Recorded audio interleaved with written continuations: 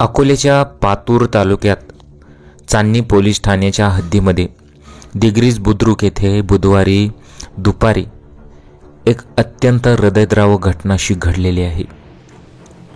या संदर्भात अभिमन्यू अर्जुन गवई यांच्यासह ग्रामस्थांनी शनिवारी चांदणी पोलिसात तक्रार दाखल केलेली आहे। दिग्रीज बुद्रुक दोन गटामध्ये मध्यस्थी करणाऱ्या एका महिलेसोबत सुद्धा अत्यंत भयंकर असं घडलेलं आहे। तर या सर्व घटनेमध्ये वनिताचा शेवट झालेला आहे। नक्की यामध्ये काय घडलं होतं पहा। त्यापूर्वी तुम्ही गुन्हेगारी वाचना या चॅनलवर पहिल्यांदा आला असाल तर चॅनलला जरूर सबस्क्राइब करून घ्या। दिग्रीज बुद्रुक मध्ये क्षुल्लक कारणावरून दोन गटात वाद सुरू होता। आता हा वाद मिटवण्यासाठी मध्यस्थी करणाऱ्या गेलेल्या महिलेसोबत अत्यंत भयंकर घडलं। आता हा जो वाद होता तो जागेचा वाद होता। मग हा वाद मिटवण्यासाठी मध्यस्थी करणाऱ्या गेलेल्या महिलेवर जबर हल्ला करण्यात आला। दरम्यान यावेळी जखमी पती पत्नी चांदणी पोलीस ठाण्यात तक्रार देण्यासाठी जात असताना वाद विकोपाला गेला।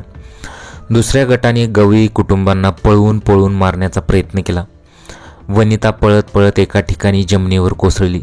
जागेचा वाद सोडवून वनिता करणार होती भांडण शांत, मात्र वनिताचा झाला शेवट। यामध्ये अशी स्थिती निर्माण झाली आणि जखमी वनिताची प्रकृती बिघडल्याने तिला उपचारासाठी अकोलामध्ये भरती केले, मात्र वनिताचा उपचारादरम्यान मृत्यू झाला। त्यामुळे हल्ला करणाऱ्या 6 व्यक्तीविरुद्ध कारवाई करावी अशी मागणी मृतक वनिताच्या पतीसह ग्रामस्थांनी चांदणी पोलीस ठाण्यामध्ये धाव घेऊन तक्रार केलेली आहे।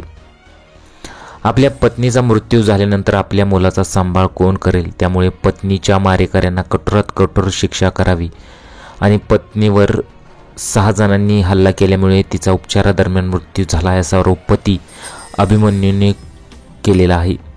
हल्ला करण्यावर विरुद्ध कारवाई करा, अन्यथा 3 लहान मुलांसह आत्महत्या करण्याचा इशारा पती अभिमन्यू गवई यांनी पोलिसात दिली।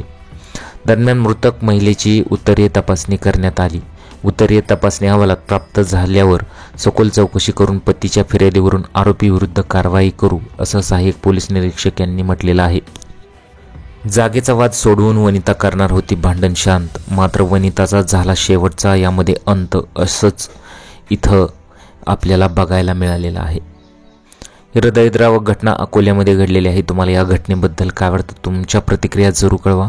गुन्हेगारी वाचना या चॅनलवर पहिल्यांदा आला असेल तर चॅनलला जरूर सबस्क्राइब करून घ्या। भेटूया पुढील व्हिडिओमध्ये। नमस्कार।